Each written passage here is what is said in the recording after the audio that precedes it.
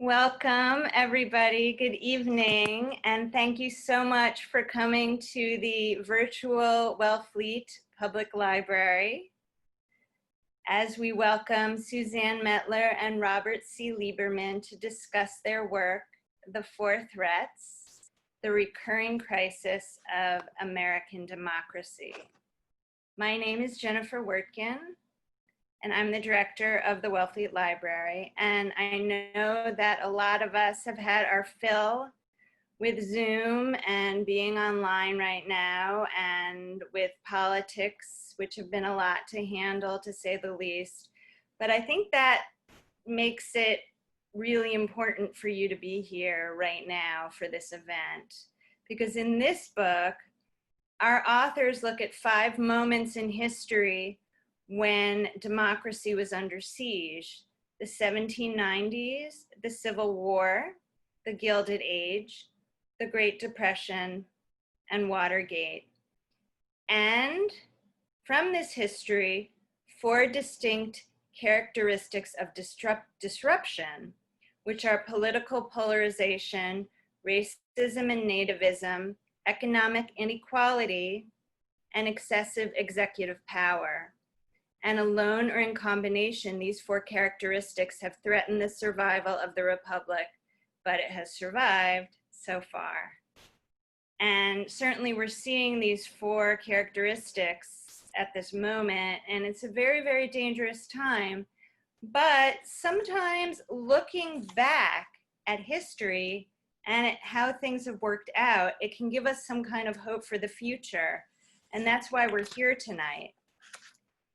Jelani Cobb of The New Yorker, when writing about this book, The Four Threats, wrote, "And yet for the gravity of its subject matter, Four Threats is a lively read about the cracks in the system.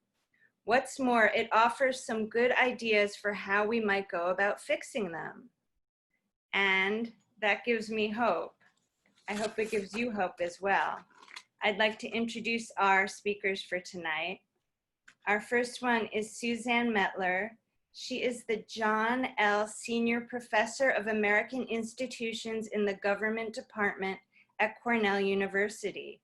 She's the author of 5 books and a recipient of a Guggenheim Fellowship, a Radcliffe Institute Fellowship, and several book awards.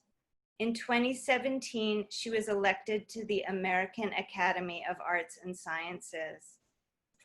Robert C. Lieberman is a Krieger Eisenhower Professor of Political Science at the Johns Hopkins University.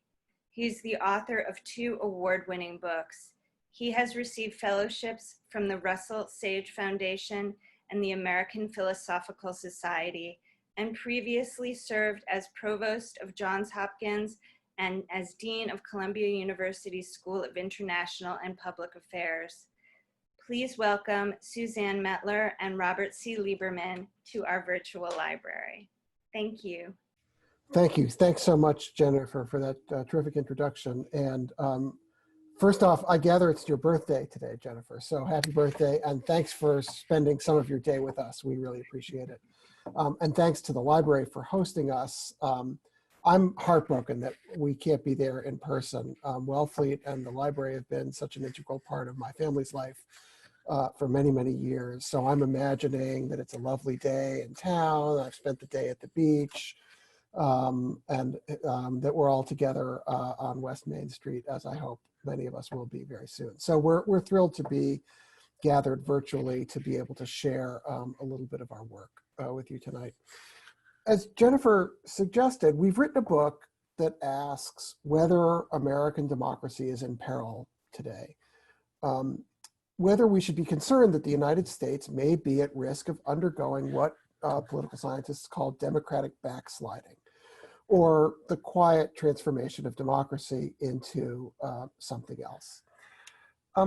Let me start by describing a little bit about why we wrote this book, besides the obvious. For Suzanne and me, as political scientists who study the United States, this question about democratic stability that I think many of us are grappling with now is not one that we normally address. It wasn't sort of something in the vocabulary of our field as scholars. But for a number of years, both of us at our separate universities have taught the big introductory course in American politics. And both of us also taught this course a long time ago, early in our careers in the 1990s, and then returned to teaching it again in more recent years, only to discover that it was almost like teaching about a different country. When I resumed teaching the course a few years ago, and I looked at my old lecture notes from the 90s, it turns out that a lot of what I told my students in 1995 about American politics was what Joe Biden would call malarkey. Textbooks seemed outdated, and we just struggled to keep up as polarization and as things seemed to go haywire in the American political system. And then along came the 2016 election. And suddenly, for us, even long established topics like the sort of basic operations of American political institutions or freedom of the press or our confidence in elections seemed to be in flux. And every lecture, every corner of this course needed to be overhauled. And it was in this context that we would run into colleagues, other political scientists who study the rise and decline of democracy in other parts of the world, in Latin America or Eastern Europe or Asia. And they would say things like, oh yeah, you know, democracies come and go. They don't last forever. We've had a good run in the United States. Or, you know, yeah, this is all very familiar to us. And then they'd proceed to list countries around the world where ostensibly democratic governments that were in place because of elections had given way to increasingly autocratic regimes, Venezuela, Peru, Russia, Turkey, and so on and so forth. And this is just sort of mind-bending to us, to speak about the United States in this way, as if it were a country where democracy wasn't well established and potentially at risk of failing. So in addition to thinking about the democratic challenge in other countries, Suzanne and I are both drawn to study things historically. This is our mode of approaching American politics in our own work. And we wondered not only about things that were happening elsewhere to democracy, but about whether there were precedents in American history for our present moment in the American past. And as Jennifer suggested in her opening, surveying the American past, we found a number of previous eras when the progress of American democracy seemed fragile or precarious. So this book really grows out of these two core insights. One, this has happened before in the United States, and two, this has happened in other countries. And we wanted to see what we could learn from those two insights. And in fact, the fragility of American democracy goes way back to the very, very beginning of the Republic. And Suzanne's going to describe some of what happened in the first decades of the new nation. Okay, let me just say it's lovely to be with you all. And you know, that you might think that's a throwaway line. It's really not. I think Rob and I are both very much wishing we were at Cape Cod, and I'm also very fond of Wellfleet, where I like to go and ride my bike along the bluffs looking out at the ocean, and there's nothing like it. Now I want to begin by reviewing the political circumstances. Political polarization had been growing for years, and each action by one camp provoked an even greater counter-reaction from their opponents. Then the president signed into law provisions that made it more difficult for immigrants to attain citizenship and permitted the United States to deport those who were deemed to be dangerous or to be from hostile nations. And he signed another law allowing the prosecution of journalists who openly criticized his administration. Each of these were thinly disguised efforts to weaken the political opposition. The year was not 2017 or 2020, it was 1798, and President John Adams had just signed the Alien and Sedition Acts. Adams' emergent party, the Federalists, defended the acts as essential for national security.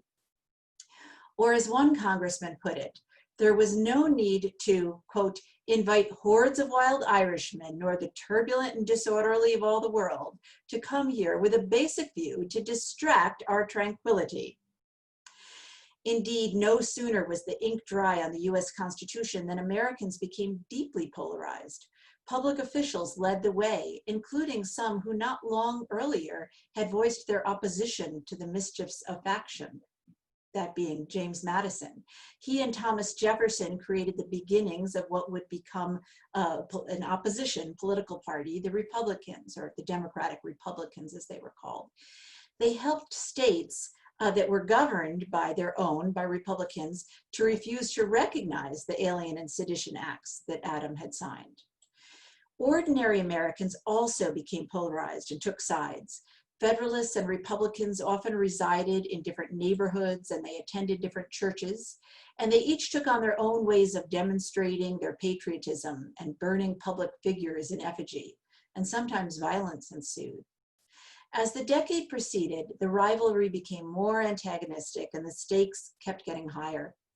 Political leaders had not yet developed the concept of a legitimate political opposition, the idea that groups could take different approaches to governing and compete with each other routinely through the political process. So their conflicts took on the proportions of mortal combat because they viewed the very survival of the nation as being at stake. Now, many ordinary Americans were worried that self-government was not going to survive the decade, and they feared that monarchy might reassert itself, or aristocracy would replace representative government, or that some states would secede from the Union and cause its demise. So the point is that early American democracy was fragile. So now turning back to Rob, should we be concerned that democracy is in fundamental danger today? There are actually, sound reasons to think that American democracy is stable. We have the oldest functioning constitution in the world, with its system of checks and balances that are intended to fragment power and make it stable.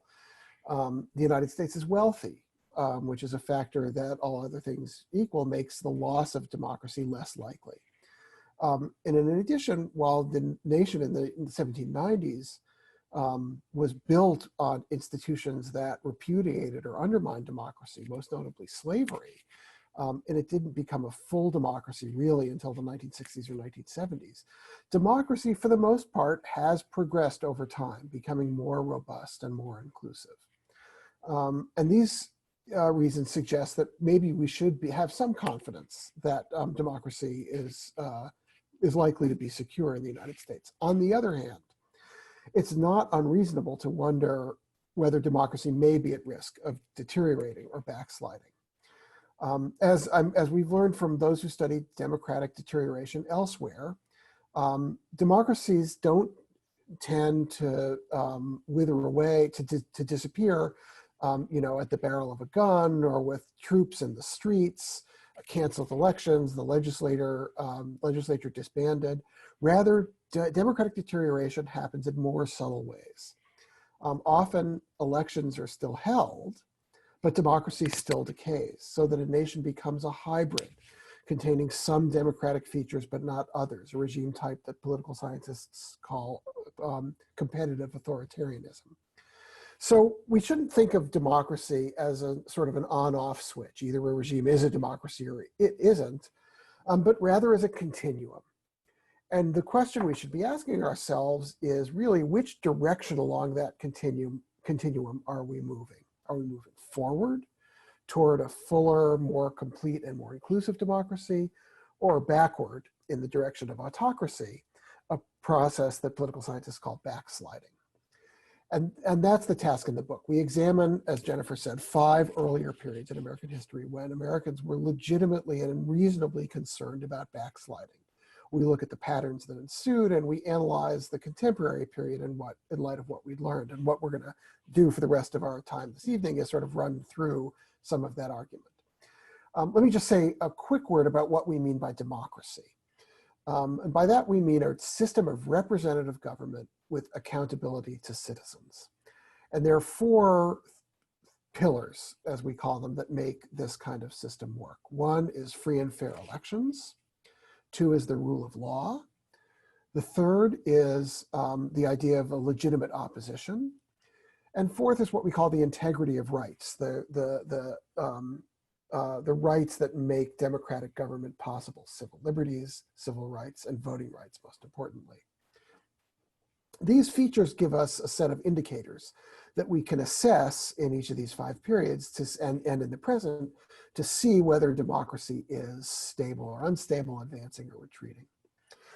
What we've learned from those who study democracy around the world is that, as Jennifer said in her intro, there are 4 key threats that make democracy vulnerable. The first is political polarization. Democracy works well when there are multiple groups and identities in a society, and people are divided. Some disagreement and division into groups is natural in society and is necessary for democracy to work. But when people have overlapping or cross-cutting affiliations, what's problematic is when differences among people, among groups, align with each other, and people start sorting themselves into sort of mutually exclusive camps of us versus them. Then politics ceases to be a process involving negotiation and accommodation, and it tends to become more like mortal combat. Opponents become enemies. So second, that's political polarization. Second is what we call conflict over the boundaries of the political community. Again, democracy works best when people agree who is a member of the community and what their status is.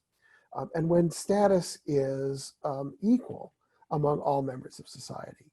An unresolved rift, particularly a rift that dates back to the foundation of the society, over who is included in that status, can emerge and re-emerge as a source of trouble again and again, whether over race or ethnicity or gender and so forth. In the periods we examine, battles over race particularly take center stage, especially concerning those who were most overtly excluded in the nation's founding, African Americans. A third threat is rising economic inequality. Places where economic inequality is high and also growing tend to be more likely to suffer democratic deterioration. Now, why is this? This is a very long story, but in brief, the affluent become wary that the masses will impose, the have-nots will impose redistributive policies and higher taxes. To protect their interest, the wealthy then tend to seek to solidify their own power and are willing to support repressive measures to do so, measures that undermine democracy, if that's what it takes. And finally, a process that we call, the fourth threat is a process that we call executive aggrandizement. This is the enlargement and concentration of the powers of the nation's top leader and the demise or disintegration of the checks and balances that can prevent a single party or a single individual from gaining too much power. The growth of executive power at the expense of other kinds of power tend to make the nation more prone to tyranny. The most important observation for us is then that all of these 4 threats have come and gone, have waxed and waned and combined and recombined in different ways in American history. And Suzanne is going to tell us now about one critical period when multiple threats combined. Okay, so now let me take you to the late 19th century. Now, at this time, democracy, for those who had rights to participate, was quite vibrant, and this now included African-American men in the South who gained voting rights and began to participate at high rates in elections and running for office, primarily as Republicans. And they continued to do so even after Reconstruction, and after the demise of Reconstruction. Also, the People's Party emerged in 1892 out of the agrarian populist movement, and it too began to run candidates quite successfully in some places. But it was at that very juncture that democracy was thrown into crisis. So now I want to zoom into North Carolina in the 1890s. There, Republicans and populists noticed that if they worked together and joined forces, They could run candidates on what was called a fusionist ballot, and then they stood a chance of beating the Democrats. And that's what they did. And in 1896, the fusionists managed to elect Republicans as governor and to the majority of the state's seats in the US House of Representatives and the state assembly. At this point, Democrats' worst fears had come to pass, and so they began to plot their way back to power. In 1898, they staged a coup in the city of Wilmington. Now, this was the state's largest urban area, and it was a success story. African Americans there had been moving into the middle class, and 3 members of the Board of Aldermen were Black, as were numerous public sector employees. The city also had a Black-owned newspaper that was a daily. It was the only one of its kind in the nation at this point in time. It was called the Daily Record. So democracy seemed to be on the rise. On the morning of November 10th, 1898, nearly 2,000 white men who belonged to paramilitary groups gathered at the city armory, and they were brandishing rifles and pistols. They marched directly to the offices of the Daily Record, and they set the building on fire and watched it burn. Then they advanced through Black neighborhoods and murdered hundreds of Black residents. They dragged prominent people from their homes and threw them in jail, or took them straight to the train station and made them leave town. Before the day was out, the Democratic leaders then, at gunpoint, forced the resignations of the mayor and the aldermen and installed their own in their place. A few months later, the Democrats statewide took measures to make their power permanent. They scaled back voting rights by establishing poll taxes and literacy tests. As one Democrat, who was a state senator, put it, he favored a good, square, honest law that will always give us a good Democratic majority. What happened in North Carolina brought out into the open a major transformation that was happening more quietly all over the South, as white elites in the Democratic Party shut down the political opposition.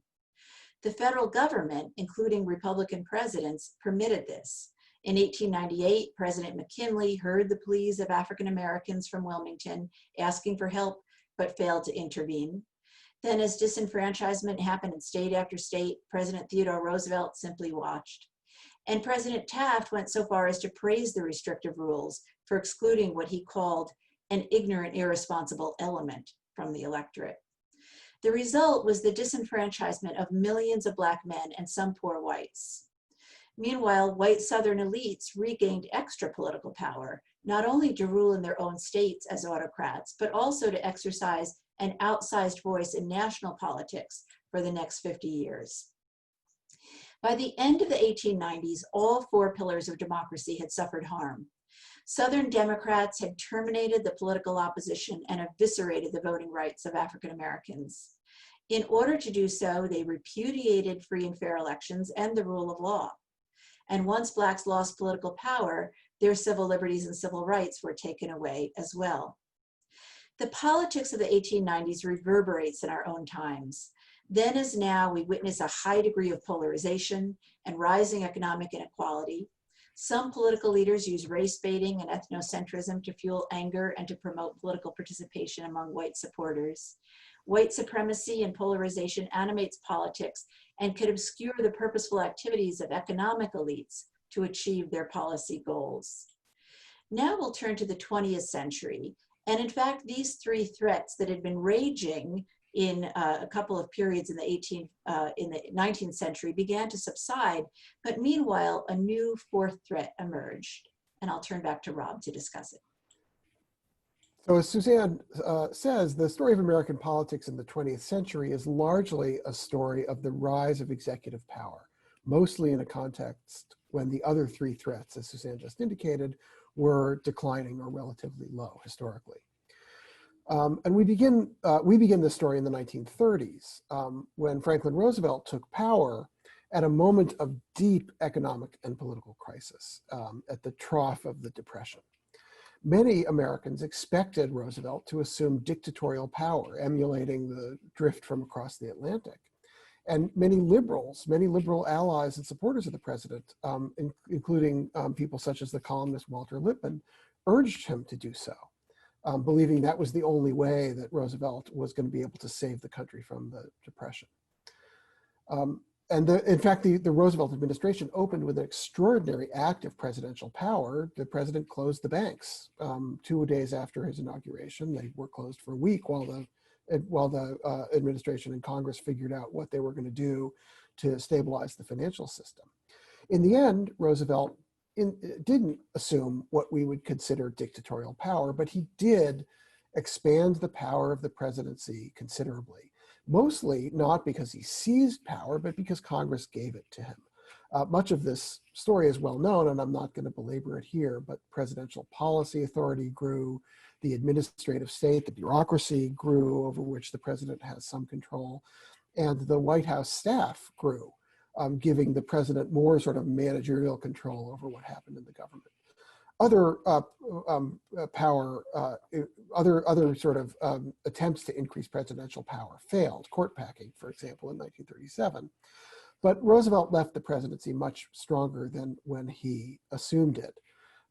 Less well known than many of these stories, though, is an incident that happened in 1940 when Roosevelt signed a secret memorandum, which was actually authored by J. Edgar Hoover, who crops up in this history a lot, authorizing illegal wiretapping that they acknowledged that Roosevelt and Hoover acknowledged was in fact illegal in response to fears of mostly Nazi and to a lesser extent communist subversion in the United States.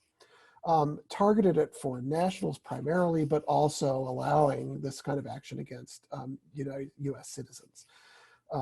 This order gave the intelligence services and the FBI in particular a fair bit of leeway. So the bottom line in the 1930s is that democracy persisted. It didn't devolve into authoritarianism. We didn't follow the path that many European countries did in the 1920s and 30s. But it did so in a couple of important ways. First of all, it did so without challenging the systemic and foundational racial inequality that underlay American politics and that was solidified in the 1890s, as Suzanne described. And the 1930s saw the creation of a new set of tools of executive power that only grew after World War II with the establishment and expansion of a national security state. The increasing focus on domestic surveillance, for example, in the COINTELPRO investigations of the 1950s and 60s.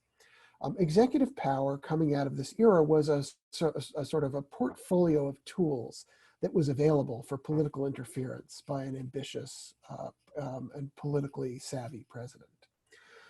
In the 1970s, to fast forward to our next episode, we found just such a president. In the hands of Richard Nixon, these tools that had evolved over the previous generation were weaponized.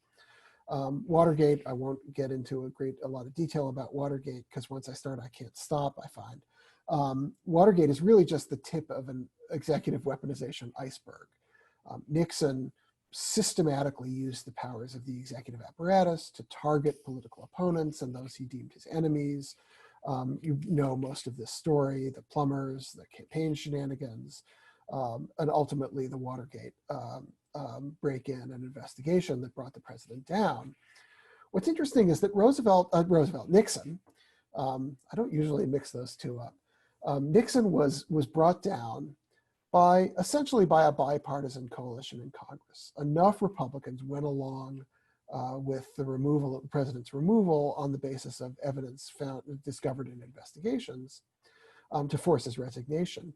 And also by the constitutionally faithful behavior of numerous actors throughout the political system, not just Congress, but the Department of Justice, judges, the press, and so on.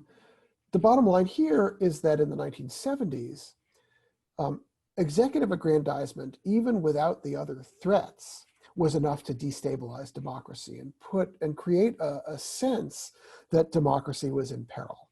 Democracy again persisted, and ironically, the Watergate episode is perhaps the purest democracy-preserving moment in our story, which is a little sobering if you think about it.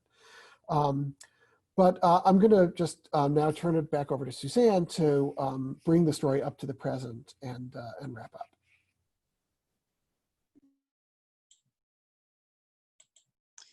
Okay, so If we look across these historical episodes, they reveal that American democracy has been far more fragile than we might think. The United States has undergone numerous crises when democracy risks severe deterioration, and it's been a tumultuous history. The past half century, until recent years, was relatively calm by comparison.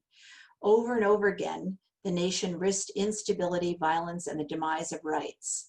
All four pillars of democracy were threatened repeatedly.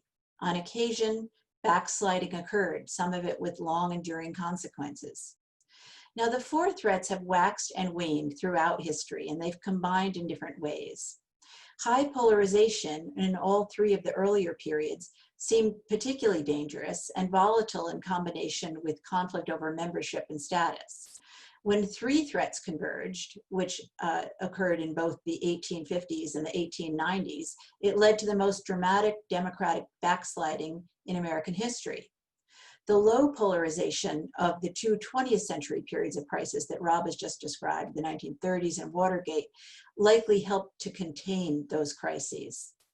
Yet the four threats by themselves do not determine what unfolds in politics. They do not operate according to a predictable equation, and they don't foreordain some particular outcome. Rather, political actors at any given time period can exert their will and make choices, and that includes not only elected officials and organizational leaders, but all of us as citizens who make the crucial difference into whether threats will materialize into full-scale danger and cause real damage. Now, the most sobering observation that Rob and I have made about these recurring crises of American democracy is how we got out of them. I think when we started this book, we thought we would learn some positive lesson that we could use today. But to the contrary, what we began to realize is that time and again, there was a settlement at the end. And the settlement involved a compromise of democratic values that entailed the reaffirming or perpetuating of racial hierarchy or exclusion. And so, you know, we might like to think that there was heroic action by virtuous, truly democratic leaders, high-minded people who acted with restraint and put their partisan concerns aside, but that's really not what we found. Rather, and I would say actually Watergate was one exception, but in the other periods, Americans often preserved a version of democracy for themselves by restricting who was included within its promises. Now, turning toward today, for the first time ever, we face the convergence of all four threats at once. So this means that democracy is genuinely at risk. Let me just speak really briefly. We've been going on for some time, so I'll speak really briefly about the four threats today. We have rising polarization, both among policymakers for whom it's become more and more difficult to enact major laws in Congress, for example.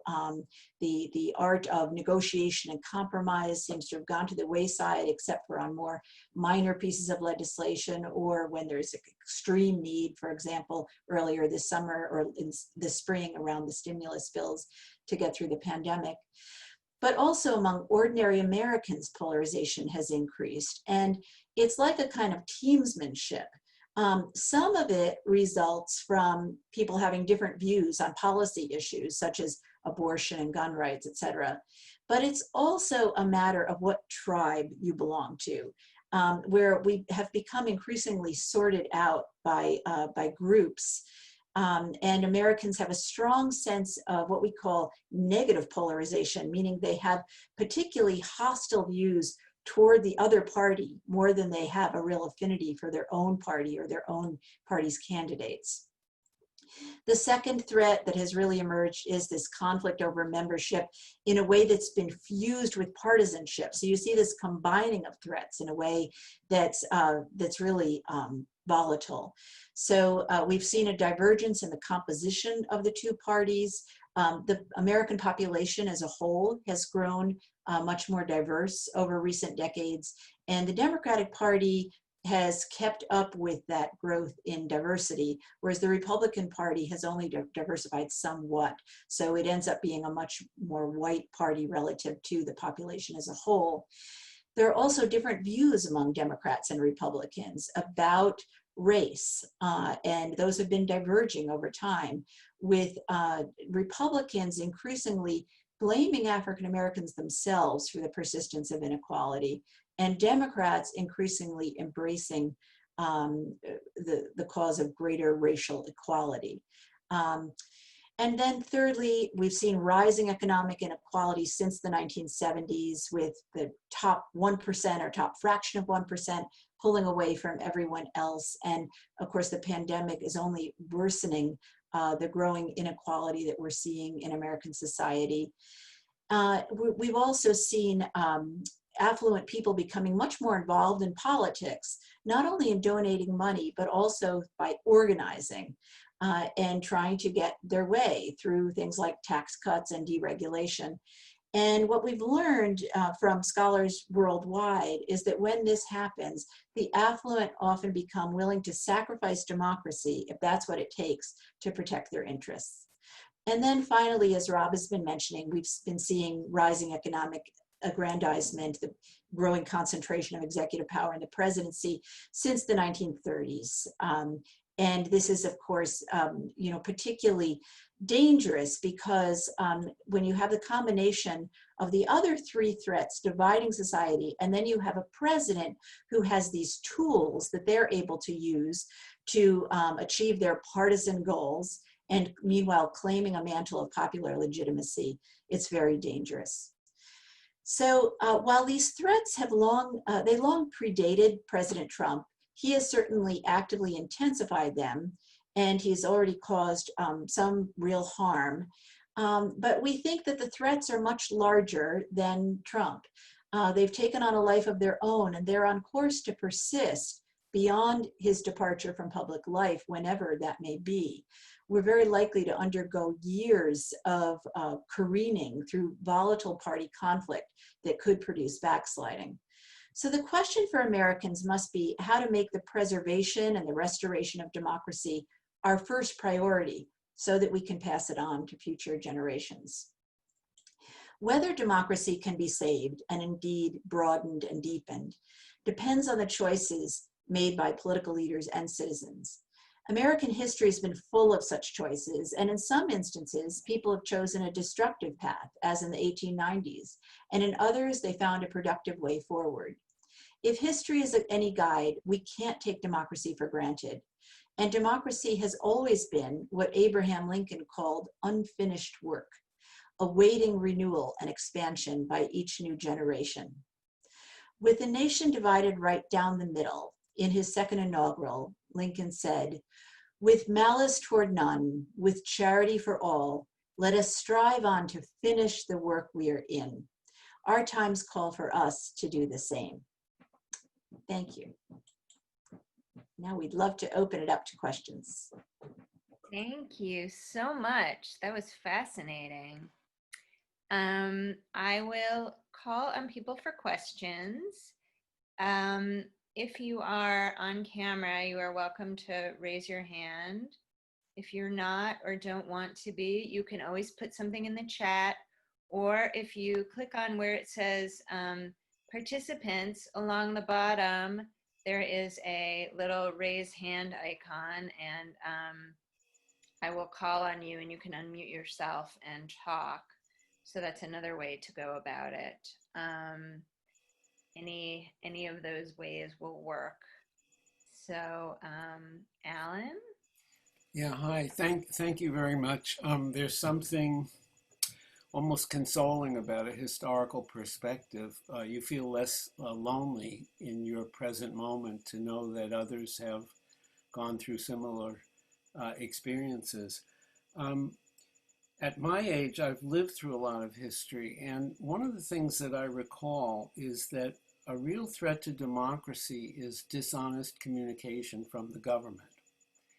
And that probably didn't start in my youth, but I do remember that during the Vietnam War, which was a period of intense polarization, even though that polarization cut through established political party lines, that the government was generating a lot of lies about the war, which was being repeated by, for example, the New York Times, which was literally publishing the Pentagon's figures without actually sending people over there to check on them.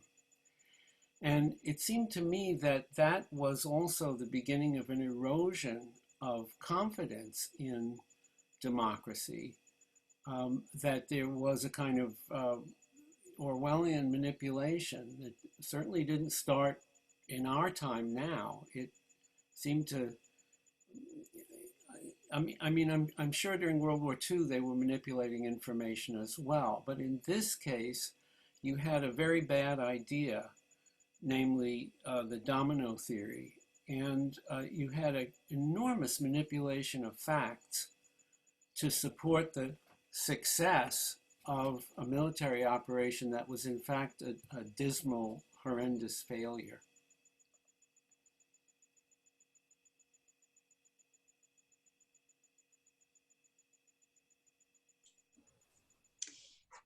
So yeah, I'll comment on that, and then I'd be interested to know what Rob is thinking about it as well. You know, I love what you said, by the way, that history makes us less lonely, and I do think that's true. I mean, as grim as these stories are, there is the sense that we're part of a long history, and there's been many people who have felt similar feelings before. So when I think about this question about government telling the truth, it gets me thinking about the role of the media. One of the things that was interesting to Rob and I, there were recurrent themes in our periods that came up again and again and again. And one was how public officials used the media to advance partisan causes.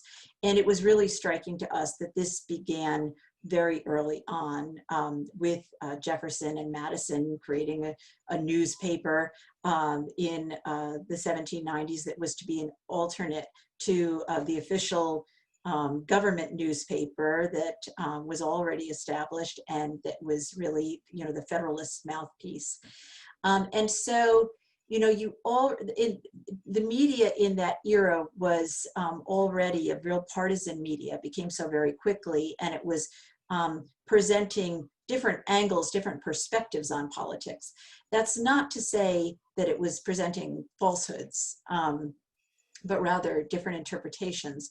I think, though, if Rob and I, you know, thought about our 19th century episodes, there were really ferocious efforts to tilt elections that I think involved political folks using using information in ways that was probably wrong, certainly twisted the truth or told blatant lies, I think, you know, in the 1890s.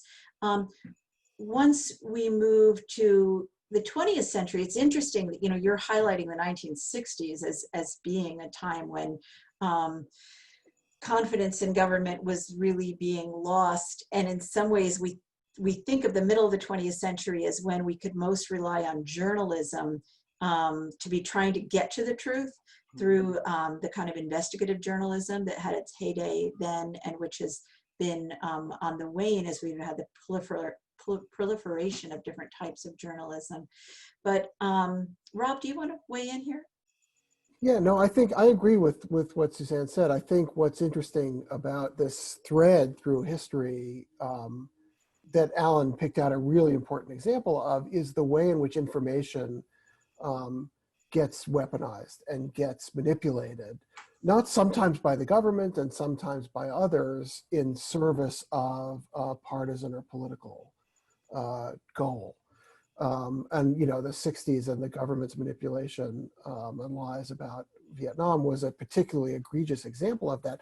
But the other thing that's interesting about the 1960s, and the 60s is not a period that we write extensively about in the book, but in a way it's a pivotal moment because it's the a lot of the things that happened in the 60s in the what you might call the sort of long 1960s, encompassing the war and Watergate and assassinations and the civil rights conflicts and so on and so forth, are the events that then kick off what's become in the ensuing generations, the polarization, the kind of dramatic polarization that we see today.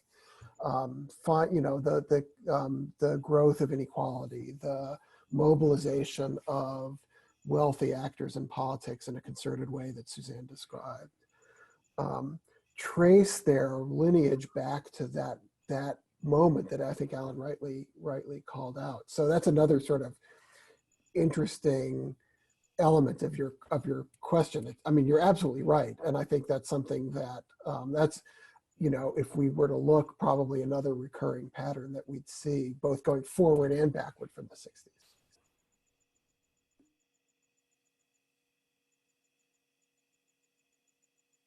Yes, Linda, you can unmute yourself.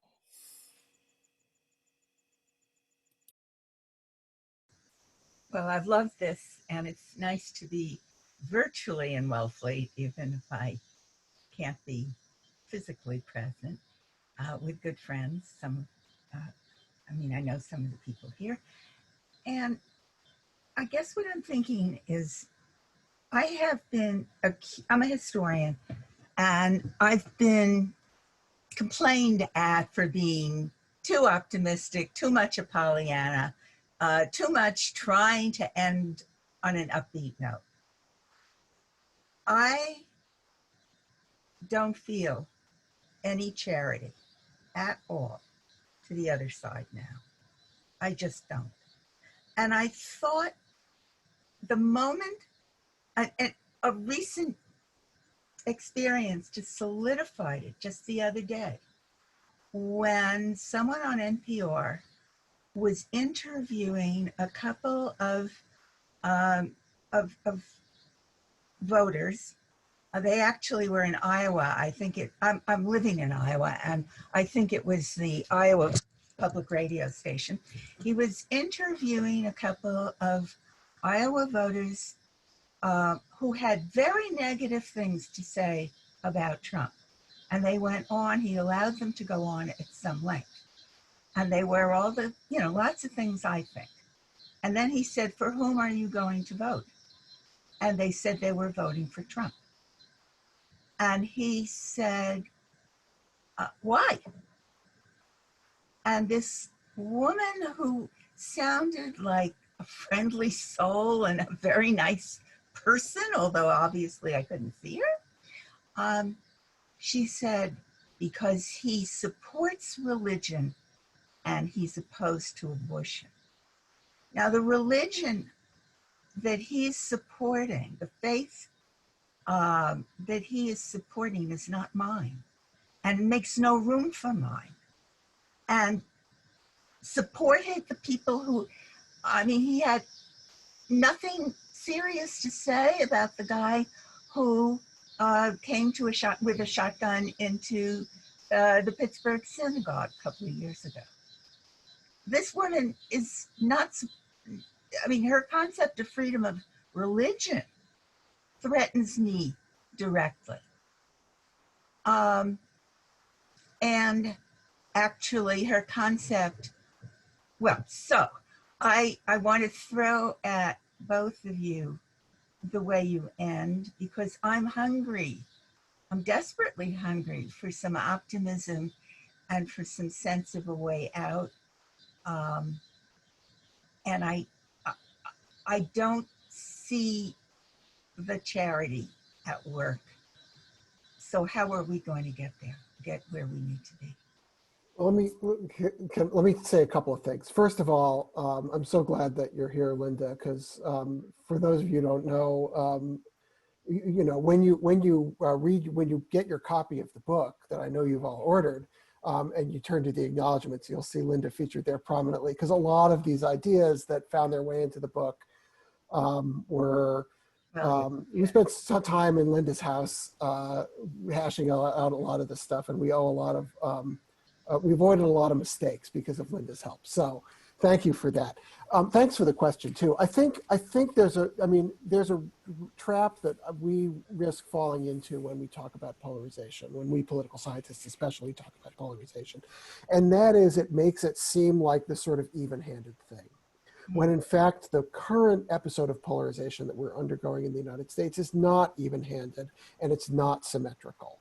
It's not that the parties have equally diverged from a common center, right?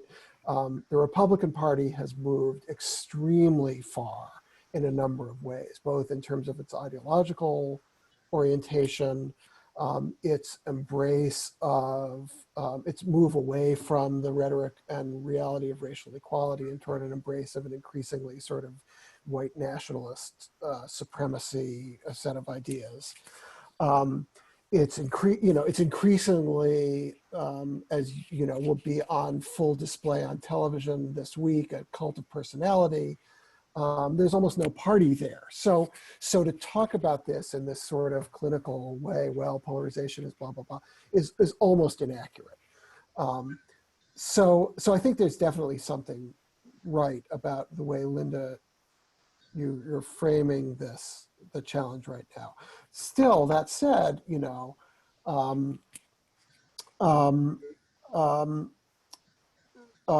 think, you know, it's important to recognize that there's similarity over time in the way this kind of moment works itself out, and the way polarization operates in American politics. And that's one of the things we're trying to draw out. In terms of a source of hope, I mean, the one thing I might say at this point is the one thing that gives me a little bit of hope this spring and summer has been the Black Lives Matter protests around the country. You know, as Suzanne said a few minutes ago, one of the repeated challenges, one of the constant challenges of American democracy is the attempt to build some kind of multiracial democracy that recognizes equality of all citizens and actually acts on that recognition. And that's been extremely hard to come by, and has at the moments that it seemed possible has been snatched away repeatedly. Something to me feels different. This is not a scientific observation yet, but something feels different to me this year about when you look at the breadth and extent of participation in Black Lives Matter protests and in all over the country, big cities, rural places, small towns, north, south, everywhere. It feels as though there's a reckoning with a deeply unsettling, anti-democratic history. Now, how that's going to play out, what's going to come of that, who can say? I mean, there's a lot of conflict and a lot of politics between here and there. But if there's something that I'm clinging to at the moment, it's that. Thank you for that. That's very helpful. Yeah, I agree.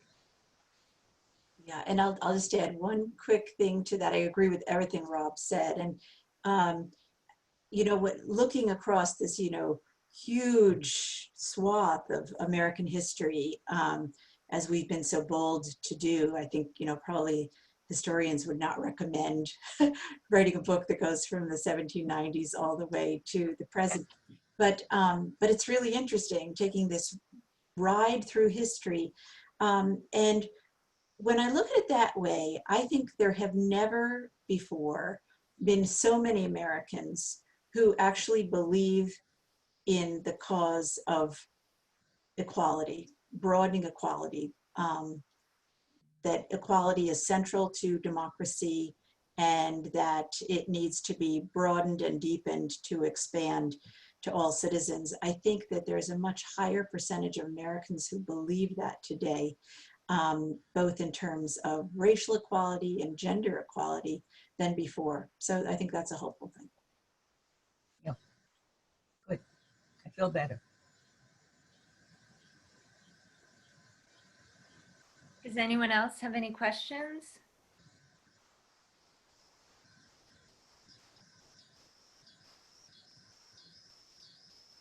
Looks like Nan is trying to unmute herself.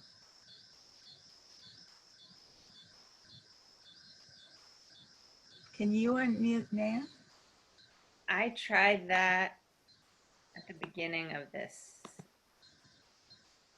I think there's something wrong with her volume because I've unmuted you, Nan, but I can't hear you. So I think there's something wrong with the volume. Do you want to go over to Alan's computer? Okay. We'll wait. While we're waiting, I We're in the same house. Just remind you, I put different a link to the computers. book to purchase the book in the comments. I also have book plates that are signed by the authors. So if you get in contact with me, you should all have my email in the confirmation for this Zoom link. So if you buy the book and you want a signed book plate, I can send that to you.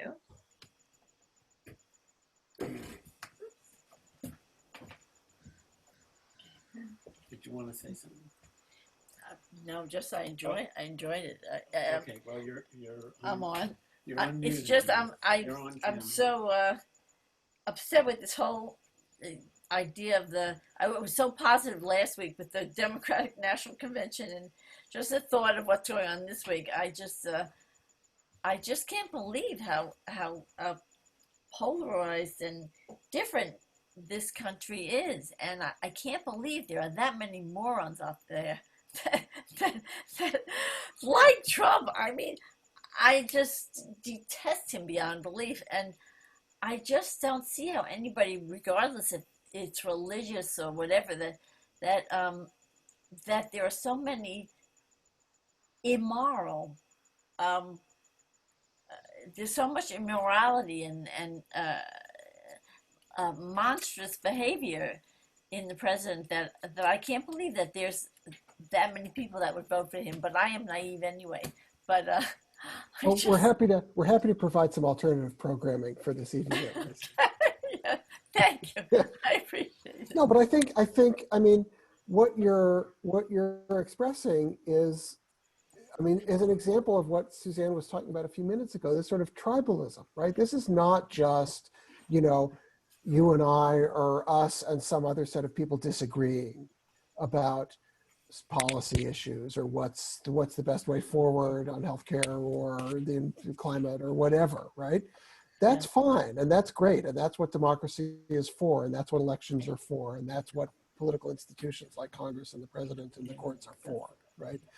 This is something, the kind of polarization that we're experiencing now and that we've experienced at times in the past is something different from that, right? It's this, you know, I think it's probably deeper and more emotional maybe at this moment for many people than it has been, certainly in our memory, right? Yes. But the idea that I hate those people, right? I don't understand how they can be like that. So let me give you one piece of data that we cite in the book. There was and this is a little wispy piece of data. I wouldn't want to stand too much on it, but there was a survey that was done, I don't know when, in the 1960s or something, Suzanne, the marriage survey, about you know, how would you feel if your son or daughter married someone from the opposite political party? And when that question was asked 50 or 60 years ago, most people said, yeah, it doesn't matter, right? It would be fine. If my son brought home a Republican or whatever, that'd be okay, right? But now, when that question was asked again more recently, the percentage of people who said they would be upset if their child, you know, partnered outside of the party, it's almost like marrying outside the faith, right? That's what our grandparents were, right? A much higher percentage of Americans say they would be upset by that now, right? So partisanship and these political affiliations have become like part of our social identity rather than just a set of opinions and beliefs and expectations about politics. And that, on top of all of these other things, and combined with the sort of intense competitiveness of party politics, makes this feel sort of existential in a way that you have to really go back, as Alan said, to the 1960s to sort of recall a time when I think things felt the same way.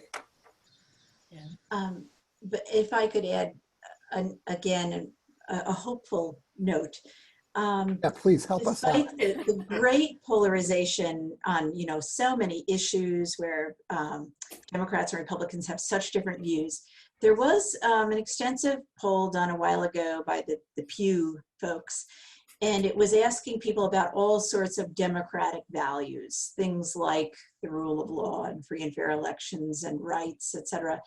And there was very little difference between Democrats and Republicans. And vast majorities of both parties were very affirming of basic democratic principles.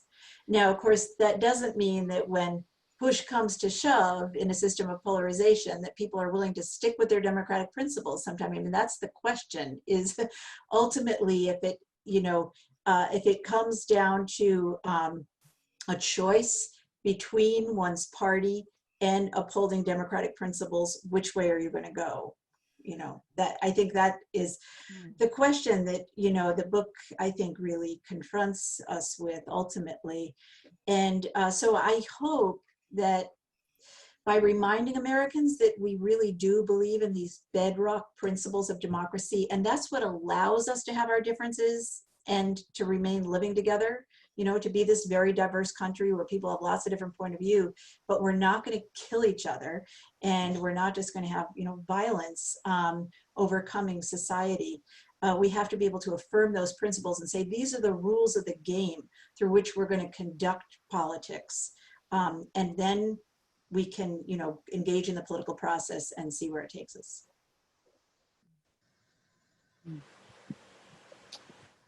That was going to be my question. That was going to be my question. Could you state again those 4 pillars of democracy and maybe speak to any, besides, Black Lives Matter, is anything going on that is going to like engender, help those things out?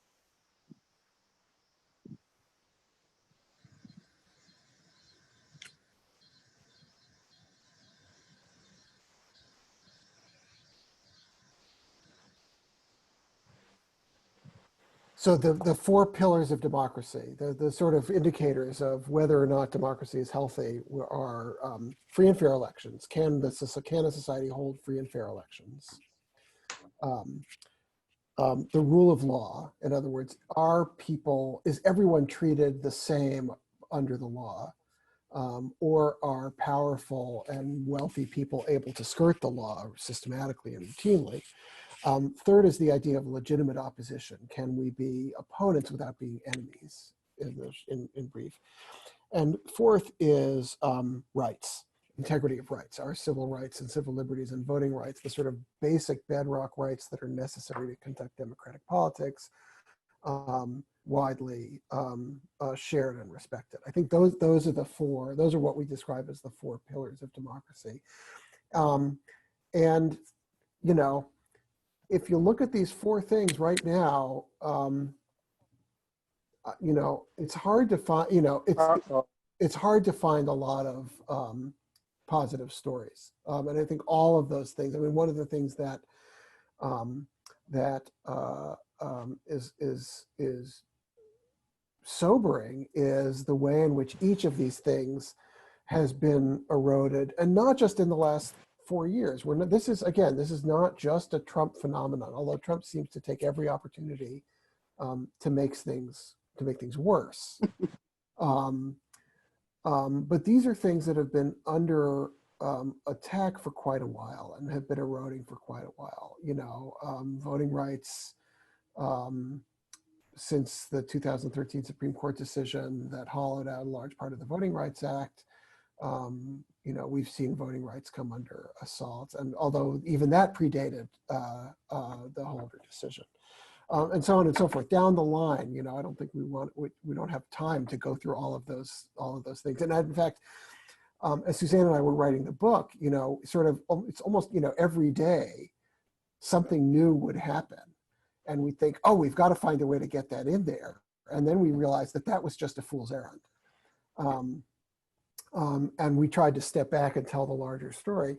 But I think, again, I think these are the reasons that what Suzanne just said a minute ago is so important. That I think finding a way to help Americans, help citizens reaffirm that we all believe in these things. And data, evidence shows that most Americans do. Americans believe in elections. Americans believe in rights. Americans believe in the rule of law, right? Americans believe in democracy as a way of conducting politics. And if we can, if the book has any impact at all, I hope it's reminding people that these are important values in and of themselves, separate from our sort of partisan or personal political beliefs, right? I think that's where a lot of emphasis has to go.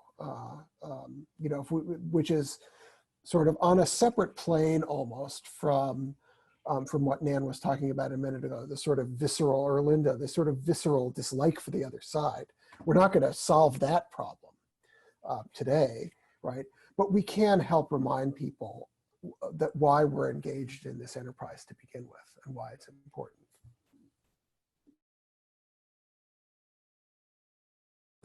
Does anyone else have a question?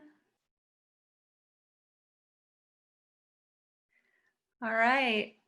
Well, thank you so much to Rob and to Suzanne. It's been absolutely wonderful.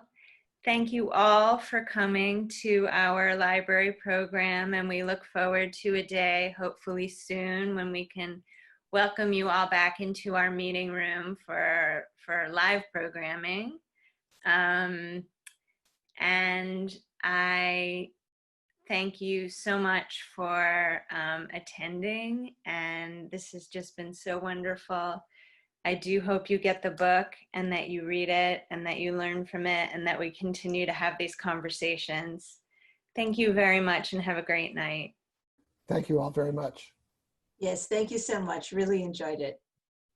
Good night. Good night.